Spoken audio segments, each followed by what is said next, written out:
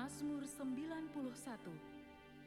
Orang yang duduk dalam lindungan yang maha tinggi dan bermalam dalam naungan yang maha kuasa akan berkata kepada Tuhan, tempat perlindunganku dan kubu pertahananku, Allahku yang kupercayai. Sungguh, Dialah yang akan melepaskan engkau dari jerat penangkap burung, dari penyakit sampar yang busuk. Dengan kepaknya Ia akan menudungi engkau, di bawah sayapnya engkau akan berlindung. Kesetiaannya ialah perisai dan pagar tembok.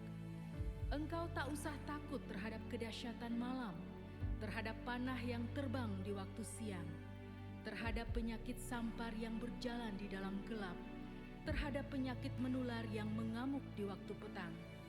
Walau 1.000 orang rebah di sisimu dan 10.000 di sebelah kananmu, tetapi itu tidak akan menimpamu. Engkau hanya menontonnya dengan matamu sendiri dan melihat pembalasan terhadap orang-orang fasik. Sebab Tuhan ialah tempat perlindunganmu, yang maha tinggi telah kau buat tempat perteduhanmu. Malapetaka tidak akan menimpa kamu, dan tulah tidak akan mendekat kepada kemahmu. Sebab malaikat-malaikatnya akan diperintahkannya kepadamu untuk menjaga engkau di segala jalanmu. Mereka akan menatang engkau di atas tangannya, supaya kakimu jangan terantuk kepada batu. Singa dan ular tedung akan kau langkahi. Engkau akan menginjak anak singa dan ular naga. Sungguh, hatinya melekat kepadaku, maka aku akan meluputkannya. Aku akan membentenginya, sebab ia mengenal namaku. Bila ia berseru kepadaku, aku akan menjawab. Aku akan menyertai dia dalam kesesakan. Aku akan meluputkannya dan memuliakannya. Dengan panjang umur akan kukenyangkan dia, dan akan kuperlihatkan kepadanya keselamatan daripadaku.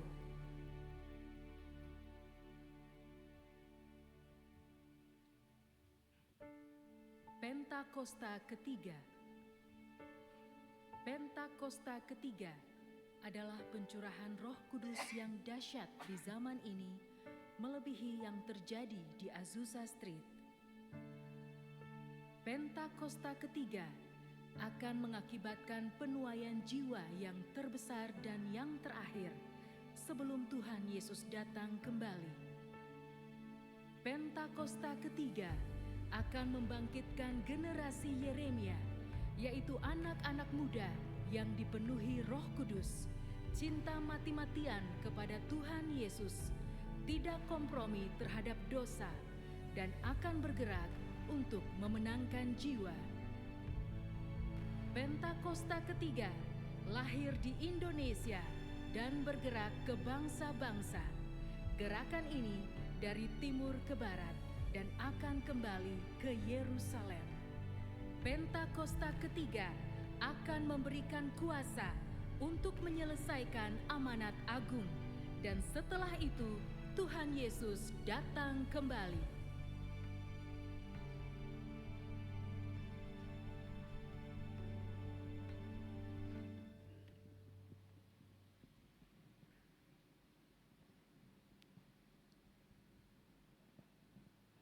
Puji nama Tuhan, shalom saudara yang kasih Tuhan Yesus, shalom. Kita percaya siang hari ini kita datang dalam hadirat-Nya penuh dengan ucapan syukur. Karena Dia Allah yang ajaib dalam hidup kita. Yang percaya katakan amin. Yang percaya Allah kita ajaib dan sanggup, boleh sambil bangkit berdiri saudara, boleh berikan tepuk tangan yang meriah bagi Tuhan Yesus. Yang percaya katakan amin. Mari nyatakan keajaibannya di tengah-tengah kita. Siang hari ini Tuhan bertahta di atas pujian kita. Tak pernah dilihat mata, yang tak pernah didengar telinga, yang tak pernah timbul di dalam hati, semua disediakannya bagi yang mengasihi. Mari dengan iman lebih lagi katakan, apa yang tak pernah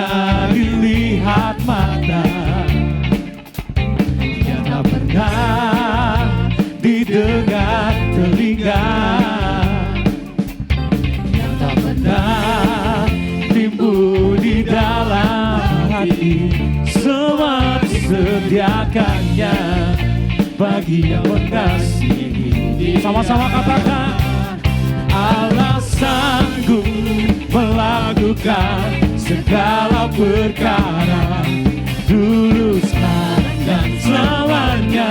Kuasanya tidak berubah.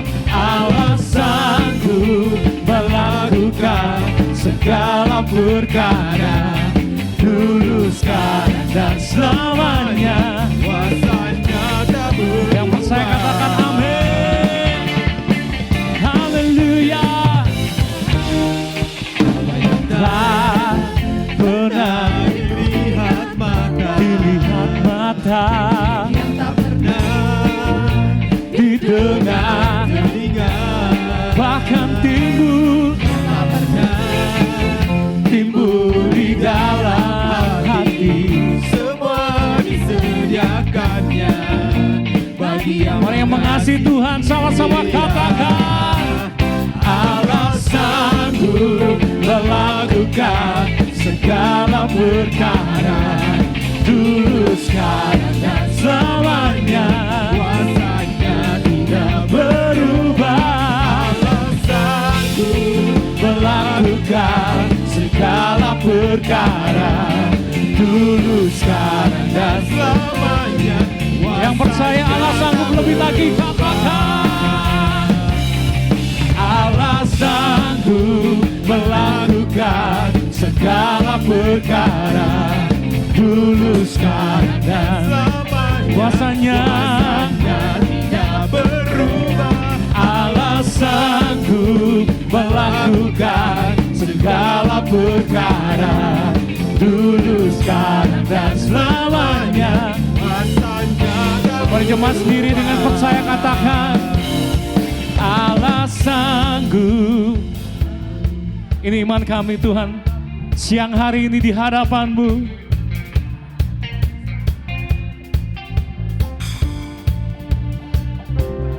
Allah sanggup, dulu, sekarang, dan selamanya. Kuasanya tak berubah. Mari lebih lagi katakan, Allah sanggup melakukan segala perkara, dulu, sekarang, dan selamanya. Kuasanya tidak berubah. Allah sanggup melakukan segala perkara, dulu, sekarang, dan selamanya. Katakan dulu, dulu, sekarang, dan selamanya. Dulu, sekarang, dan selamanya. Dulu, sekarang, dan selamanya. Kuasanya tak berubah.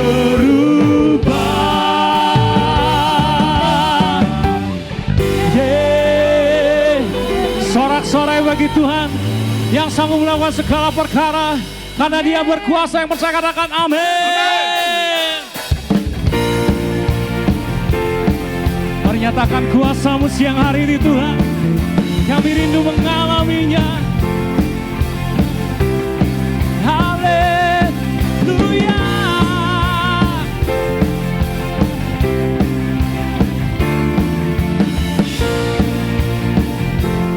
Sama-sama katakan, namanya Tuhan benar yang teguh, Kau tak benteng perlindunganku,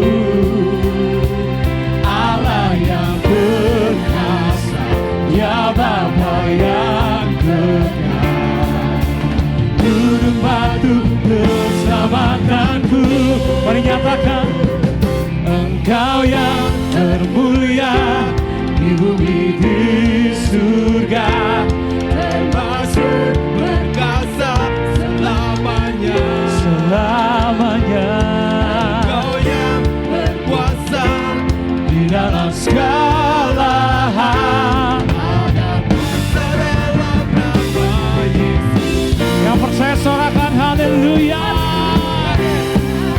Ada kuasa dalam nama-Mu Tuhan.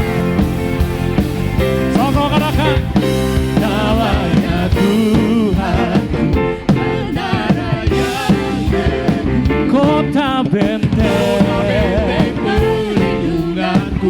Engkau Allah perkasa, Allah yang perkasa, ya Bapa yang kekal. gunung batuku, selamatanku. Semuanya berseru katakan, Engkau yang termulia di bumi di surga, termasyhur perkasa Selamanya, selamanya. Engkau yang berkuasa, Di dalam segala hal.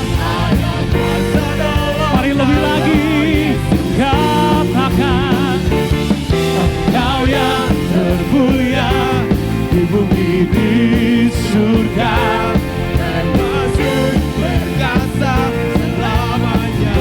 selamanya. Engkau yang berkuasa, Di dalam segala hal. kuasa dalam nama Yesus. Kita percaya di dalam nama Tuhan Yesus ada kekuatan, pengharapan, kesembuhan, pemulihan yang percaya katakan amin. Sorakan haleluya. Sama-sama katakan, nama di atas segala nama, nama yang telah membebaskanku. Katakan, segala kuasa tunduk pada nama itu.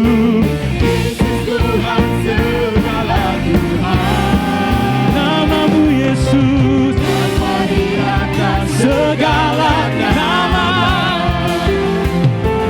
nama yang telah membebaskanku. Segala kuasa tunduk pada nama itu. Yesus Raja segala raja.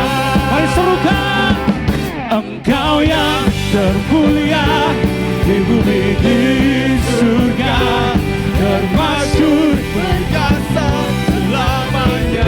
selama-lamanya, Engkau yang berkuasa di dalam segala hal. kuasa dalam nama. Mari lebih lagi katakan, Engkau yang termulia di bumi di surga. Termasuk perkasa selamanya. Kami nyatakan, Engkau yang berkuasa di dalam segala hal. Ada kuasa dalam nama Yesus. Dengan percaya katakan, ada kuasa dalam nama Yesusku.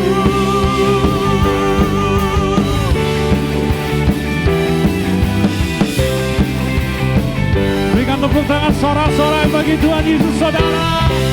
Sorakan haleluya. Sorakan haleluya. Woo. Sebelum duduk saudara, kasih tos kanan kiri katakan, Tuhan Yesus berkuasa dalam hidupmu. Haleluya. Boleh berikan tepuk tangan sekali lagi bagi Tuhan Yesus saudara. Haleluya. Sorakan haleluya. Silakan duduk kembali saudara ini kasih Tuhan. Kita percaya dalam namamu, kami boleh mengalami kekuatan yang baru. Karena namamu nama di atas segala nama. Nama yang menyembuhkan, nama yang memulihkan bagi kami. Dan siang hari ini kami datang, membawa sembah kami di hadapanmu Tuhan. Raja kami, berkuasa atas hidup kami. Sembah dia saudara. Kami sembah Kau Tuhan, kami bawa syukur kami. Kau Allah yang layak kami sembah. Tiada yang seperti-Mu Tuhan, tiada yang seperti-Mu Yesus. Haleluya, haleluya, haleluya, haleluya. Kami sembah Engkau Tuhan. Syaralabaralalamu, ralamu. Syaralabaralalamu, ralamu.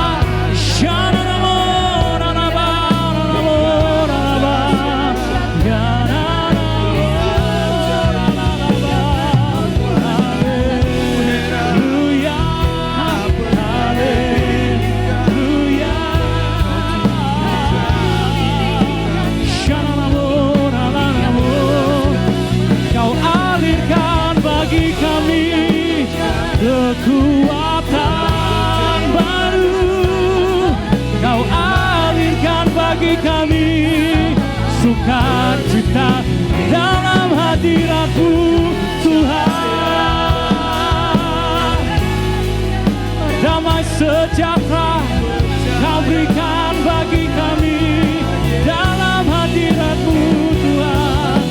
Shanamurala, Shanamudere, Shanamurala, Haleluya, Shanamurala,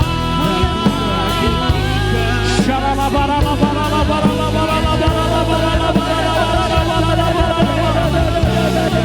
Kau hadir di sini, Kau hadir di tengah kami Tuhan.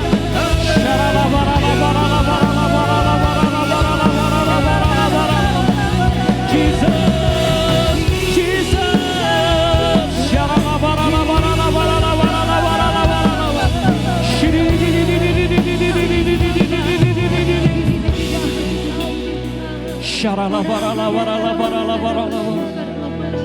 hadir di tengah-tengah kami, hadir di tengah kami, hadirat-Mu Tuhan.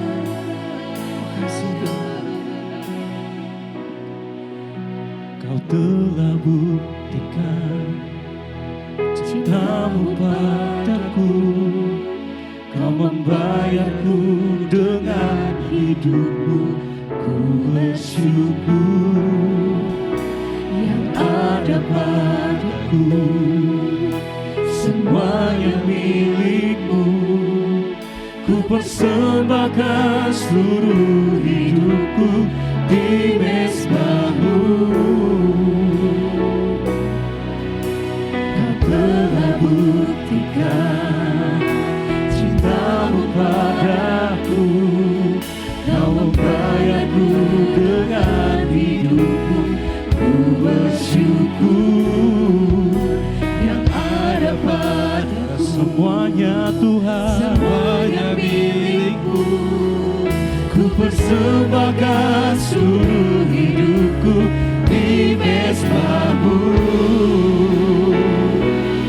Hanya Kau yang menjadi tempat jawaban, hanya Kau tempatku berharap.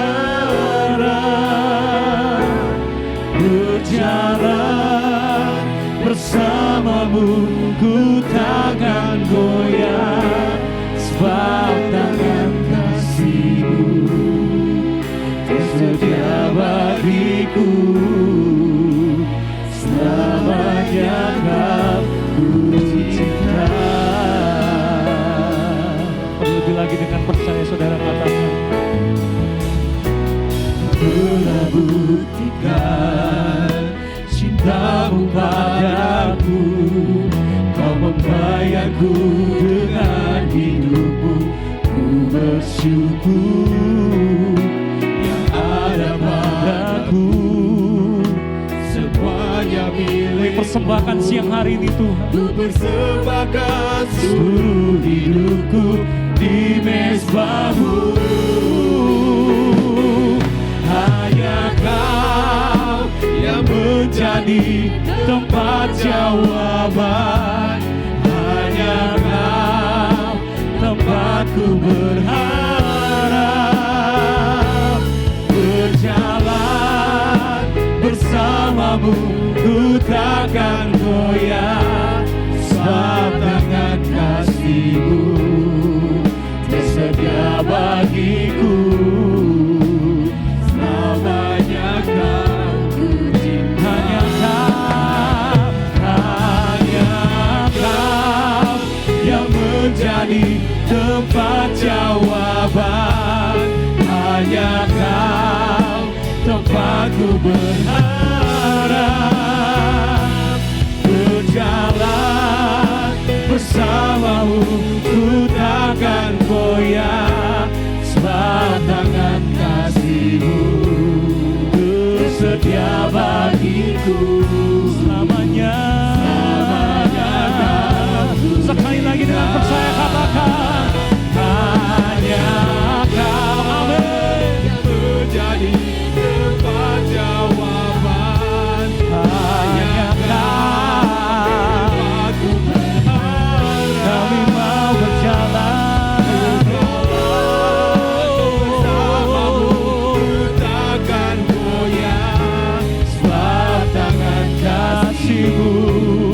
sedia bagiku selamanya Kau. Mari sembah Dia saudara, sekali lagi sembah Dia.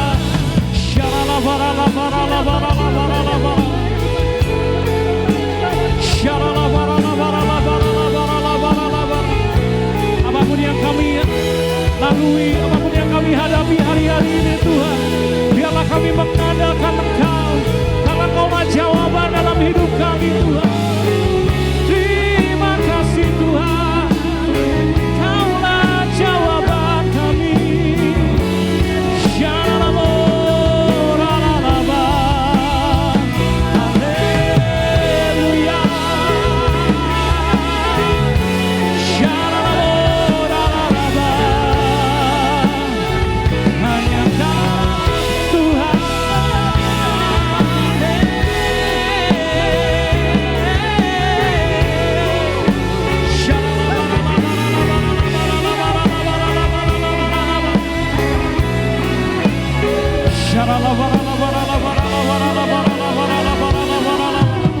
Mari saudara sendiri katakan, hanya Kau.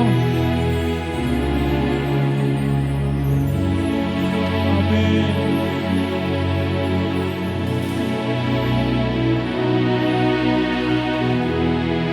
Kami mau berjalan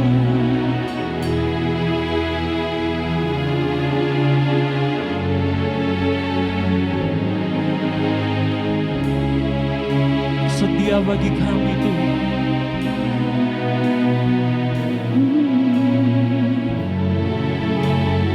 Dengan iman angkat tanganmu saudara, katakan, hanya Kau yang menjadi tempat jawaban.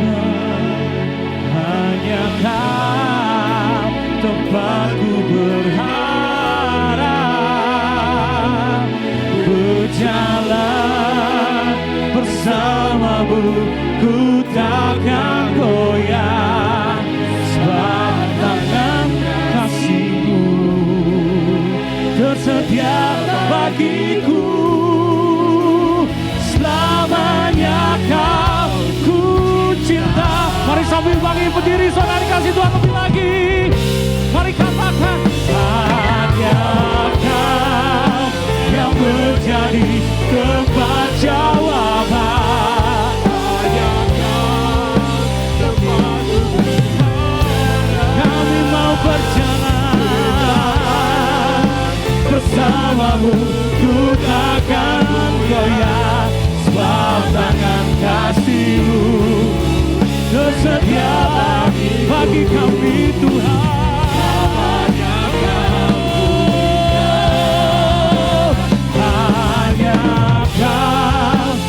Menjadi tempat jawaban. Hanya Kau tempatku berharap. Selamanya Tuhan bersamamu ku takkan goyah, sebab tangan kasih-Mu tersedia bagiku. selamanya Kau ku cinta.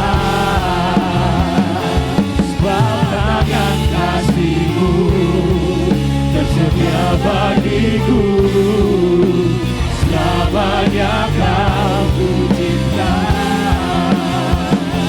Sebab tangan kasih-Mu tersedia bagiku,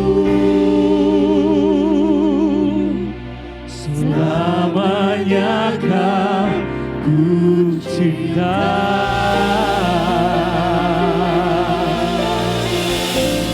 Sembah Dia saudara siang hari ini. Mari bawa doa-doa kita di hadapan hadirat-Nya. Selama-lamanya Kau ku cinta Tuhan. Selama-lamanya Kau ku sembah. Kami percaya, kami percaya Kau Allah yang sanggup lakukan segala perkara.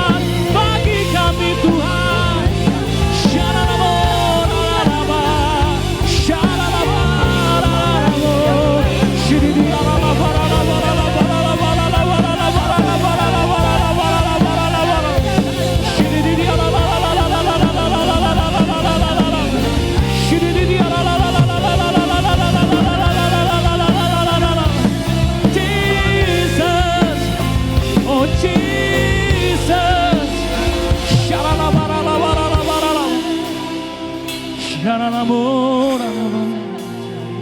sanggup lakukan, tiada yang mustahil bagi Engkau Tuhan. Kami percaya kepadamu, Yesus Tuhan.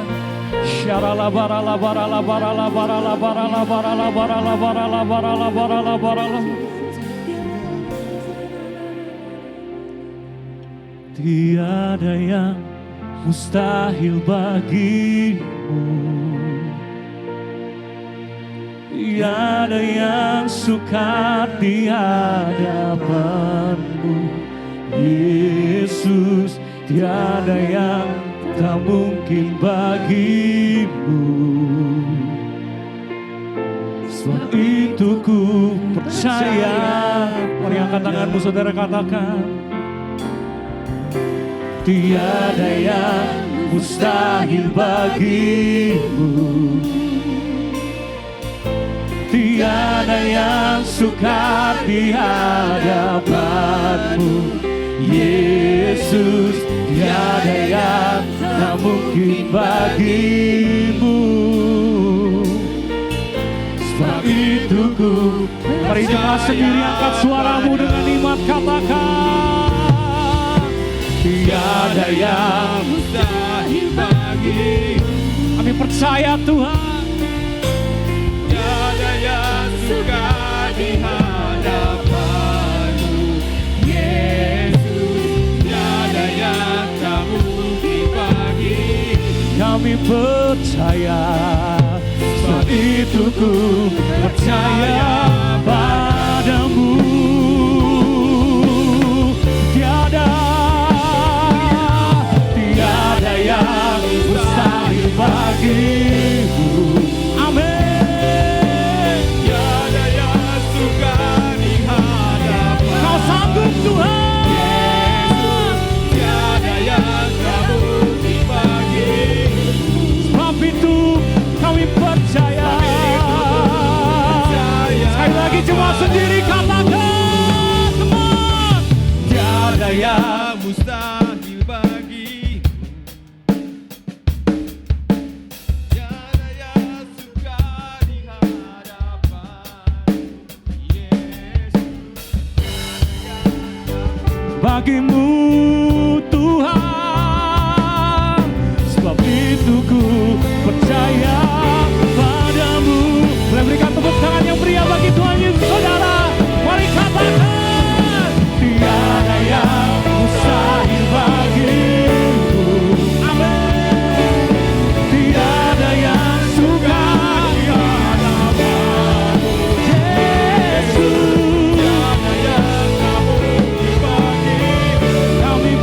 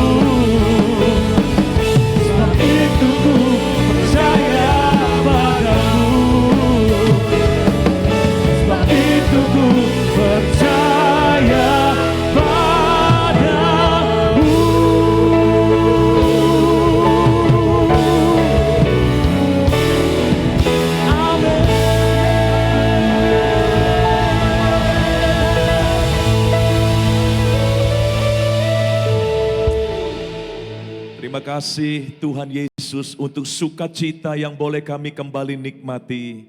Ketika kami masuk dalam hadirat Tuhan, memuji menyembah Tuhan, Engkau ada di tengah setiap kami umat-Mu. Terima kasih Bapa. Mari berbicaralah sekarang, berkati kami dengan firman-Mu, agar hidup kami tidak hanya nyanyian kami yang menyukakan hati-Mu, tapi kehidupan kami yang terus diubahkan, didewasakan oleh firman-Mu, itu juga bisa memuliakan Engkau dan menyenangkan hati-Mu.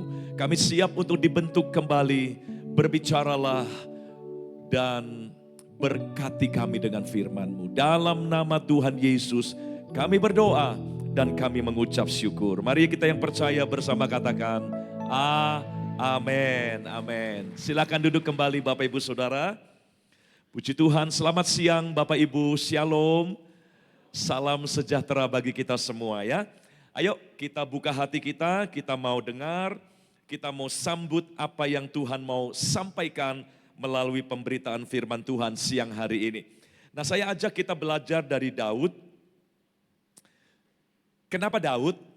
Bukan saja karena dia orang yang berhasil, orang yang punya banyak pencapaian yang luar biasa, tapi terlebih lagi karena Tuhan sendiri berkata bahwa dia adalah orang yang berkenan di hati Tuhan. Ya, inilah yang luar biasa. Kalau soal kekayaan, soal keberhasilan, okelah, itu juga hebat ya. Tetapi satu yang tidak bisa dibandingkan dengan yang lain adalah ketika Tuhan berkata, aku telah mendapatkan Daud bin Isai, seorang yang berkenan di hati Tuhan. Wah, ini sesuatu yang gak bisa diganti oleh apapun juga.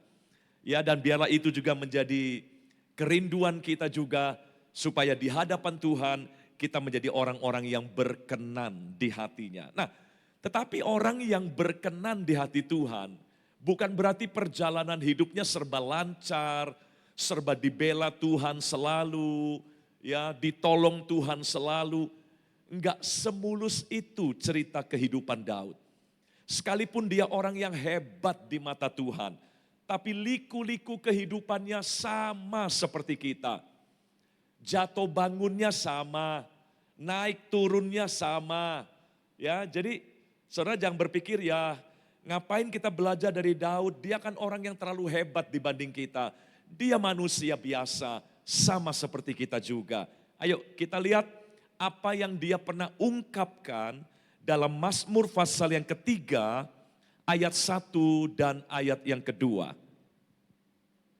Mazmur 3, ayat 1 dan ayat yang kedua. Ini sebuah mazmur yang jenisnya ratapan.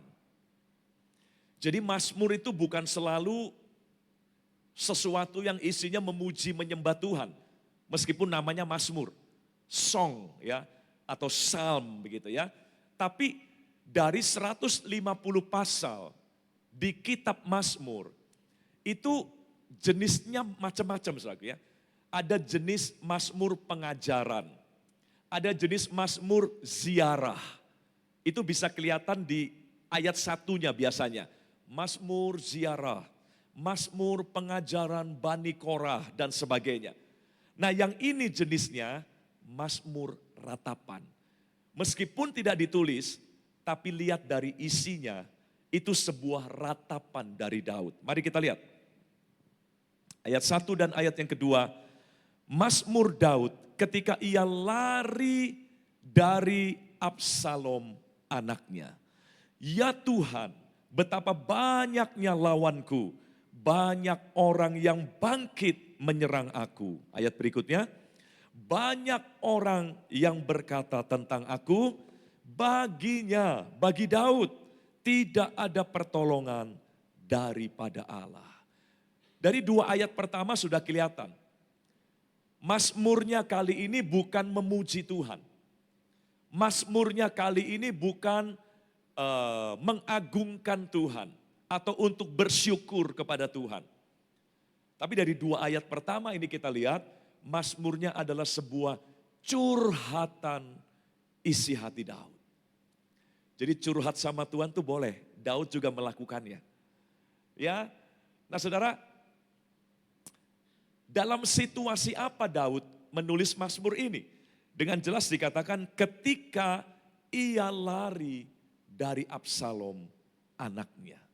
Bayangkan, saya beberapa hari yang lalu baru terkaget-kaget karena ada mantan pengerja kita, yang minta didoakan ya.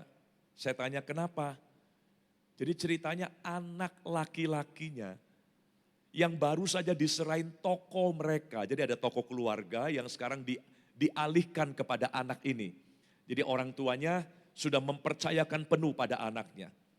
Begitu sudah dipercayakan, anaknya mengusir orang tuanya dari toko itu.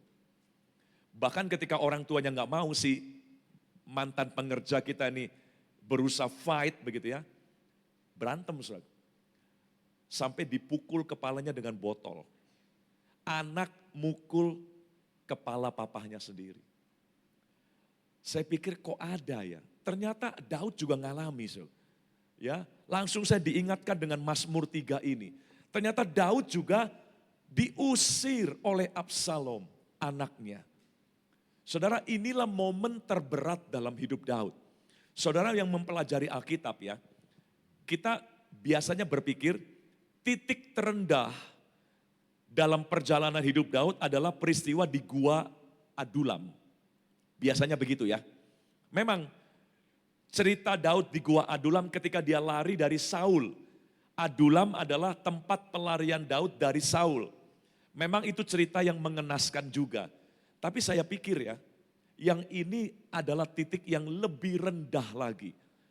Karena kalau lari dari Saul ya oke lah, pemimpin membenci, anak buah yang berpotensi, di mana-mana terjadi. Tapi sekarang dia harus lari dari anaknya sendiri. Itu lebih mengenaskan. Ya, lebih gak masuk di akal, lebih gak bisa diterima. Nah dia ceritakan Mazmur ini ketika dia lari dari Absalom anaknya. Inilah momen tergelap dalam hidup Daud. Gak pernah terbayangkan kan? Daud raja yang perkasa harus meninggalkan istananya dan lari dalam status buronan. Karena Absalom mengumumkan kepada semua orang, siapa yang berhasil menangkap Daud akan diberikan hadiah. Jadi seorang raja berubah dalam sekejap, statusnya menjadi seorang buronan. Rakyat Israel yang dulu mengeluh-elukan Daud, sekarang berpihak pada Absalom. Dan rakyat yang dulu memuja-muja Daud, sekarang mengingini juga kematian Daud. Coba kalau kita tempatkan diri kita pada Daud, pada posisinya Daud. Bukankah ini momen yang sangat mengerikan? Kita kehilangan apa yang sudah kita perjuangkan selama ini. Kita harus lari dalam keadaan dikejar dan diburu. Kita menyandang predikat seorang buronan. Dan bahkan yang melakukan semuanya adalah anak kita sendiri. Bayangkan. Dan yang lebih lagi menakutkan, para ahli Alkitab berkata, ini terjadi di hari tua Daud. Kira-kira Daud usianya 65 tahun ke atas ketika ini terjadi. Usia di mana seharusnya dia tinggal menikmati semua hasil perjuangannya. Tapi di usia di mana orang bisa pensiun dengan tenang, dia harus kehilangan semua yang baik dalam hidupnya. Sekali lagi, ini orang yang berkenan di hati Tuhan loh. Jadi salah kalau saya berpikir, yang penting saya sama Tuhan beres, maka semuanya akan baik-baik saja. Yang penting saya sungguh-sungguh sama Tuhan. Yang penting saya melayani Tuhan segenap hati, maka semuanya akan baik-baik saja. Enggak akan ada yang buruk-buruk, enggak akan ada yang jahat terjadi. Siapa bilang? Daud mengalami sebuah periode yang enggak bisa diterima oleh akal sehat manapun. Sementara dia orang yang dikatakan berkenan di hati Tuhan. Hidup memang kadang gak adil. Terus terang. Daud yang dulunya jaya, sekarang terpuruk seperti itu. Di dunia juga kita melihat kan, ada orang-orang yang dulunya hebat, dalam sekejap terpuruk habis. Dulunya dipuji-puji, dalam sekejap dicaci maki. Dulunya jaya, dalam sekejap kehilangan semua kejayaannya. Makanya nggak boleh sombong dalam hidup ini, saudara. Ya, ada banyak hal yang mengejutkan yang bisa terjadi dalam satu hari, dalam satu musim, dan itu mengubah semuanya. Nah, cerita ini, kalau saudara mau tahu lebih jelas, gimana sih yang sesungguhnya dialami oleh Daud. Ini ditulis dalam 2 Samuel pasal 15 ayat 30. Mari kita lihat. 2 Samuel 15 ayat 30. Nabi Samuel menuliskan apa yang dialami oleh Daud ya secara real seperti yang tadi diungkapkan dalam Mazmur pasal yang ketiga tadi. 2 Samuel 15 ayat 30. Ini ketika dia lari dari Absalom, ketika dia harus meninggalkan istananya karena diusir oleh Absalom, maka dia melarikan diri dalam keadaan seperti ini. Daud mendaki Bukit Zaitun sambil menangis. Ini orang yang biasanya berjalan diiringi dengan sorak-sorai. Ini orang yang biasanya berjalan diiringi dengan nyanyian kemenangan. Kali ini dia berjalan dengan air mata. Bayangkan raja yang perkasa. Pembunuh Goliat. Sekarang berjalan dengan air mata. Kemudian kepalanya berselubung. Kenapa? Karena orang mencari dia.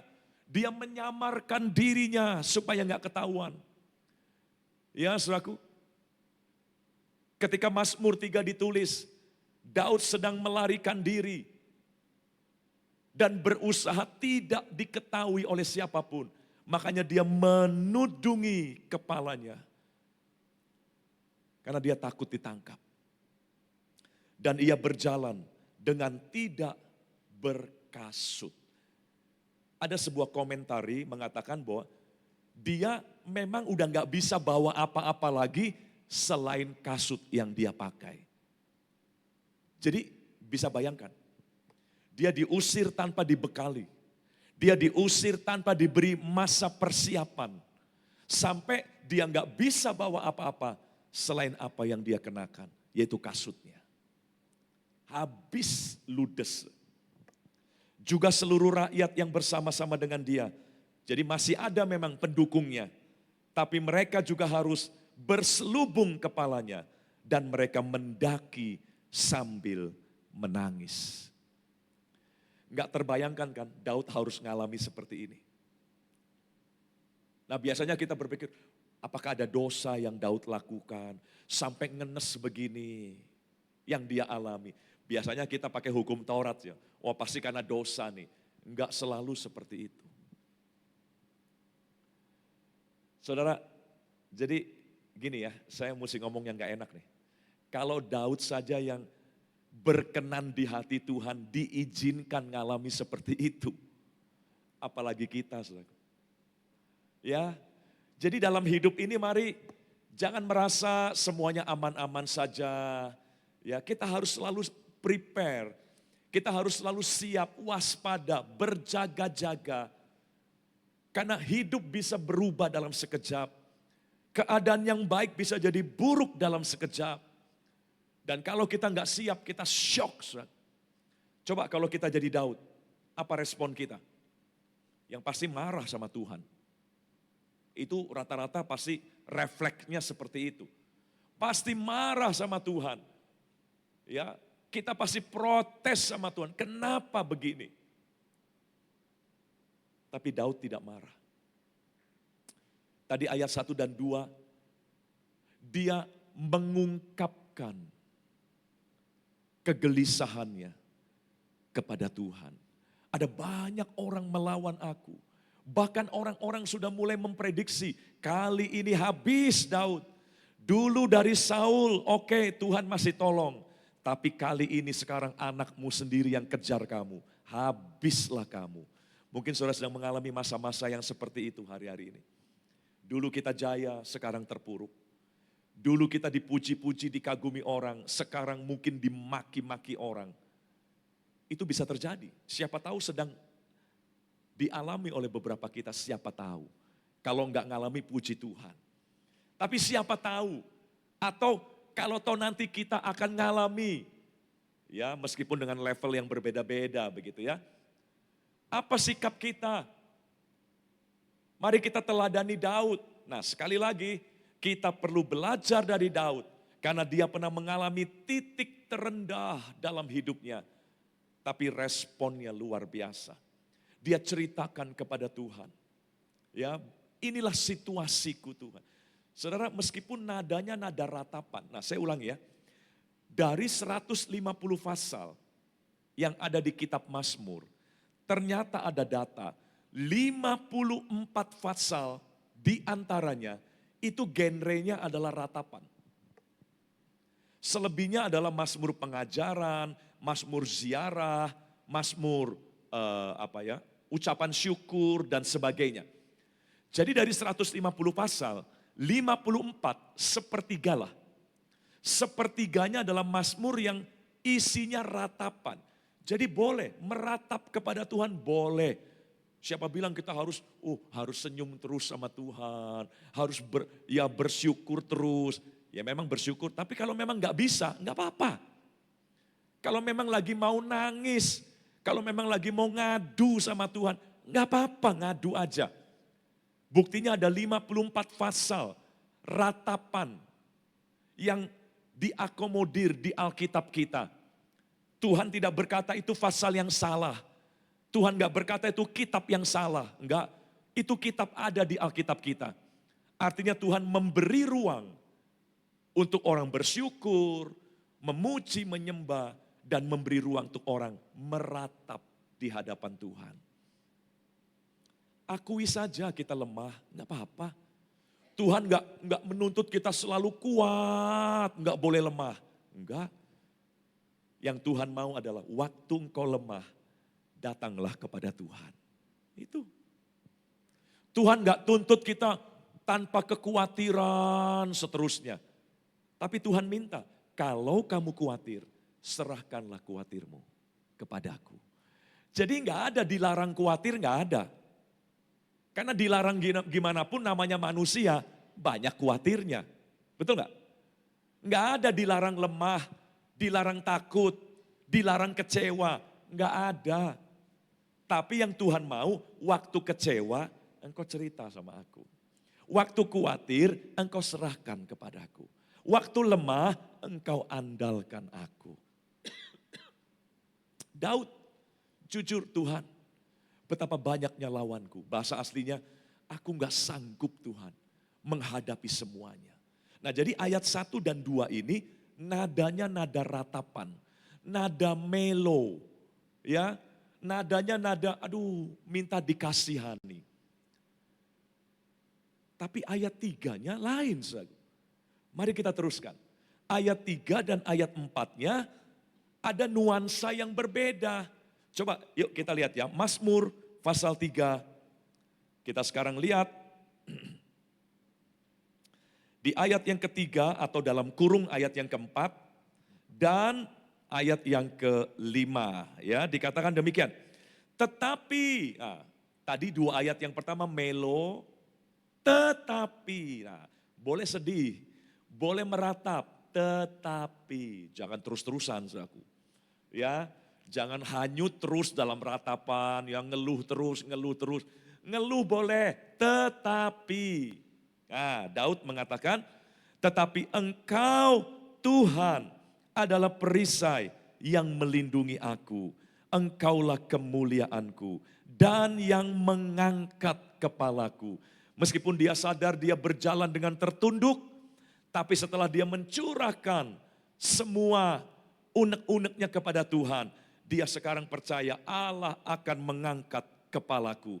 Lalu ayat yang keempat atau ayat 5 dalam kurung, dengan nyaring aku berseru kepada Tuhan dan ia menjawab aku dari gunungnya yang kudus. Nah, saudara lihat perbedaan 2 ayat pertama dengan 2 ayat yang terakhir tadi. Ayat 1 dan 2 nadanya melo, ngeluh, ya, kemudian curhat begitu ya. Tapi nada dari ayat 3 dan 4 optimis. Tetapi Engkau Tuhan, perisai yang melindungi aku, Engkau kemuliaanku. Wih, beda. Ya. Saya harap saudara bisa menyelami. Ada nuansa yang berbeda. Ayat 3 dan 4 kok lebih optimis ya dia kali ini. Kok lebih semangat ya dia kali ini. Apa yang membuat perubahan dari ayat 1 dan 2 yang nadanya melo dan minta dikasihani, kepada ayat 3 dan 4 yang nadanya optimis dan percaya. Jembatannya ada pada satu kata singkat yang ada di akhir ayat yang kedua. Kembali tolong ditampilkan. Mazmur 3 ayat yang kedua atau dalam kurung ayat yang ketiga. Banyak orang yang berkata tentang aku, baginya tidak ada pertolongan daripada Allah. Lalu kalimat terakhirnya apa? Sela. Sela ini bukan nama orang, saudara. Sela artinya berdiam diri. Karena ini Mazmur sifatnya puisi. Jadi diucapkan. Ya, atau dilagukan begitu ya. Nah, sela adalah paus. Paus bukan yang kemarin datang. Apa? Paus begitu ya. Bukan Paus Fransiskus yang kemarin datang. Paus itu untuk menghentikan sejenak berputarnya sebuah lagu. Ya, jadi rehat sebentar begitu. Ya, jeda, time out kalau dalam istilah olahraga. Nah, Saudara, jadi dari ayat 1 sampai 2 nadanya minta dikasihani, nadanya melo, lalu bisa berubah jadi ayat 3 dan 4, tetapi Engkau, ya, perisai yang melindungi aku, kemuliaanku yang mengangkat kepalaku. Kok bisa berubah begitu? Karena ada jeda. Nah, sela itu artinya berdiam diri dan bermeditasi tentang Tuhan. Meditasi tentang Tuhan, merenungkan tentang Tuhan. Jadi ayat 1 kenapa melo? Karena yang direnungkan adalah musuh-musuh yang mengepung Daud. Yang dipikirkan hanya betapa banyak lawanku. Makanya melo suasana hatinya. Tapi begitu sela, Daud mulai memikirkan Tuhan. Makanya kalimat berikutnya ayat 3 dan 4, tetapi Engkau Tuhan. Dia jadi ingat, iya ya, kita masih punya Tuhan. Dan dia adalah perisai, ya, kemuliaan dan yang mengangkat kepalaku. Nah, jadi saudaraku, ayo. Siapa tahu kita sedang dalam suasana yang sama seperti ayat 1 dan 2. Kita merasa, aduh, kita terlalu lemah menghadapi tantangan yang berat. Kita merasa, waduh, kali ini kayaknya gak ada harapan. Mari bersela, bermeditasi tentang Tuhan, merenungkan Tuhan, baik melalui firman-Nya, ya, melalui saat teduh kita merenungkan tentang Tuhan. Kita diingatkan akan Tuhan. Ya, kita difokuskan kepada eksistensi Tuhan dalam hidup kita. Dan kalau saudara sadar akan Tuhan, maka itu akan mengubah suasana hati kita. Kesadaran akan Tuhan itu menjadi modal untuk kita menghadapi segala tantangan dalam hidup kita. Saudara, menyadari akan kehadiran Tuhan memang tidak langsung membuat masalah kita beres. Ya, saudara percaya masih ada Tuhan. Memang percaya yang seperti itu enggak langsung membuat persoalan kita pergi. Tapi percaya yang seperti itu minimal memberikan kekuatan bagi kita untuk bisa menghadapi masalah yang ada. Jadi biasanya orang kalau lagi stres, lagi banyak pikiran, biasanya nggak bisa diem. Nah itulah salahnya kita. Ketika semuanya lagi berubah dengan drastis, kita kaget. Dalam kagetnya kita panik. Dalam paniknya kita nggak bisa diem. Coba ini, coba itu, mikir ini, mikir itu. Waduh, makanya kita nggak pernah bisa mengubah suasana hati kita. Sekarang mulai belajar. Kalau ada banyak hal yang mulai berubah nggak enak, mari ambil waktu berdiam diri. Bermeditasi tentang Tuhan. Mulai buka Alkitab. Kita mulai menyadari siapa Tuhan kita. Apa janjinya bagi kita. Ya, kita mulai bersaat teduh, masuk dalam hadiratnya. Kita mulai ingat-ingat kebaikan Tuhan yang pernah kita alami di masa yang lalu. Itu yang Daud lakukan. Ya, sehingga memang masalahnya belum berubah, tapi suasana hatinya sudah berubah. Dari yang melo di 2 ayat pertama menjadi hati yang optimis, yang penuh semangat di ayat yang ketiga dan ayat yang keempat. Lalu ayat yang kelima kita lanjutkan. Dalam kurung ayat yang keenam. Nah, aku membaringkan diri, lalu tidur. Biasanya orang kalau lagi stres nggak bisa tidur, saudara. Daud bisa tidur. Karena hatinya sudah berubah. Dari yang melo menjadi hati yang mulai percaya. Ada Tuhan kok. Ya, nggak perlu terlalu takut, nggak perlu harus terlalu menyesali. Ya, karena ada Tuhan, perisai dan kemuliaanku. Nah, setelah hatinya diubah, dia membaringkan diri, lalu tidur. Tanpa obat penenang, dia tidak perlu terkena insomnia. Amnesia kan lupa ingatan. Insomnia yang gak bisa tidur. Biasanya saudaraku, ya, kalau kita lagi penuh dengan pressure, susah tidur. Makanya tidur tuh berharga banget. Ya, dan Daud, apa yang menyebabkan dia bisa tidur? Karena hatinya mulai percaya kepada Tuhan. Jadi obat tidur yang paling sehat adalah hati yang percaya kepada Tuhan. Itu. Kalau obat tidurnya masih dari apotik, nanti ada efek sampingnya, saudara.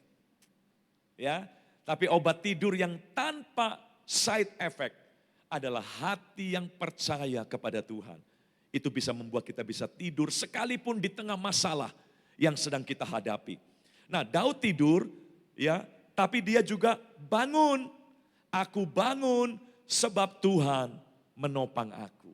Enggak tidur terus sebagai pelarian, enggak. Tapi dia bangun, dia hadapi masalahnya. Ya, karena Tuhan menopang aku. Luar biasa. Coba kalau dia enggak melakukan sela, maka seluruh ayat akan terus diwarnai dengan warna melo tadi. Seperti ayat 1 dan 2. Ya, merasa perlu dikasihani, ya, memelas dan sebagainya. Tapi untung ada kata sela, sehingga langsung ada perubahan suasana hati. Menjadi optimis, bisa istirahat, bisa bangun, tidak takut untuk menghadapi kenyataan hidup yang ada. Ayat selanjutnya, ayat yang ke-6. Nah, aku tidak takut kepada puluhan ribu. Tadi puluhan ribu orang inilah yang dikeluhkan. Tuhan, betapa banyaknya lawanku. Nah sekarang dia bilang, aku gak takut dengan banyaknya lawanku. Ya, aku gak takut kepada puluhan ribu orang yang siap mengepung aku. Lanjut.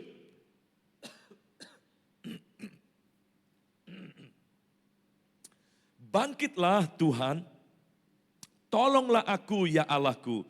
Ya, Engkau telah memukul rahang semua musuhku dan mematahkan gigi orang-orang fasik. Terus ayat yang ke-8, dari Tuhan datang pertolongan. Tadi ayat yang kedua dia yakin sekali. Tuh Tuhan, kata orang, kali ini gak akan ada pertolongan bagiku.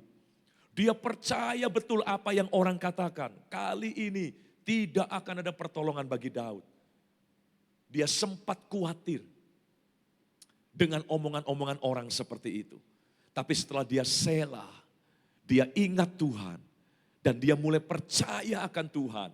Sekarang dia nggak pegang omongan orang yang mengatakan bahwa kali ini nggak akan ada pertolongan. Tapi dia dengan yakin berkata, dari Tuhan datang pertolongan.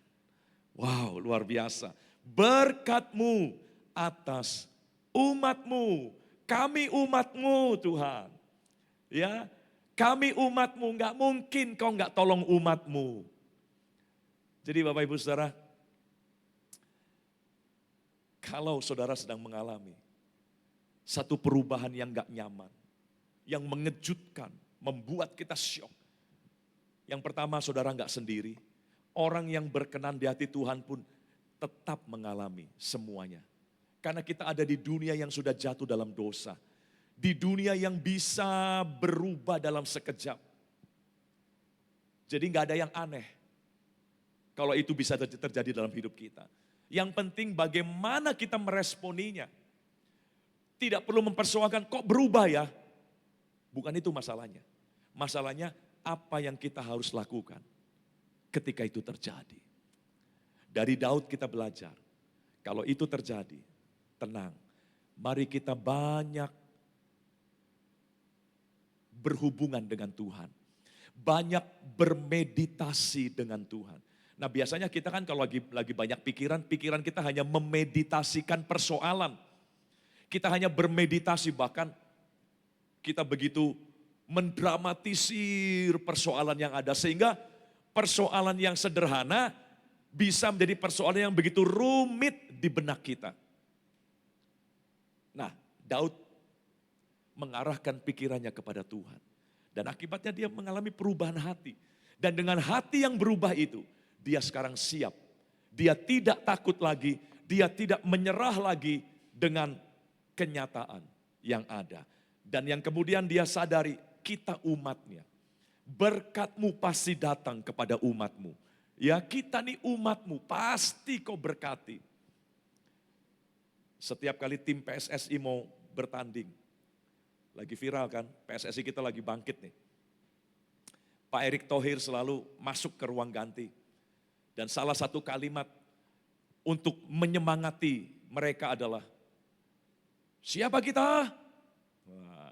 Siapa kita? Indonesia. Ya, kita bukan bangsa yang mudah menyerah. Kita adalah bangsa yang pernah mengusir penjajah. Wow, macam-macam lah ya. Disuntik dengan motivasi yang seperti itu. Siapa kita? Indonesia. Nah, kadang memang harus diingatkan siapa mereka. Sama kita juga. Kalau menghadapi apapun, ingatkan diri kita, siapa kita? Kita adalah umat Allah. Kita adalah bangsa yang terpilih. Imamat yang rajani. Kita adalah anak-anaknya sendiri. Kita adalah orang-orang yang dikasihinya dengan segenap hati. Sampai dia mau memberikan hidupnya untuk kita. Jangan lupa siapa kita. Begitu kita ingat siapa kita di dalam Kristus, itu menjadi modal yang memberi kita kekuatan. Jadi Bapak Ibu Saudara, ya kalau kita sedang menghadapi masa-masa yang seperti Daud, Daud sudah mengajari kita bagaimana caranya. Ya, bagi yang tidak mengalami, puji Tuhan, tapi jangan berkata kalau hari ini aman, semuanya selamanya pasti aman. Kalau hari ini saya sudah berhasil, maka tinggal enaknya saja. Daud, kalau boleh dibilang, dia tinggal enaknya saja. Goliat sudah dia kalahkan, Filistin sudah dia kalahkan, Amalek sudah dia kalahkan. Udah di usia 60 tahun sekian, harusnya dia tinggal enak. Tapi ternyata musuh belum habis.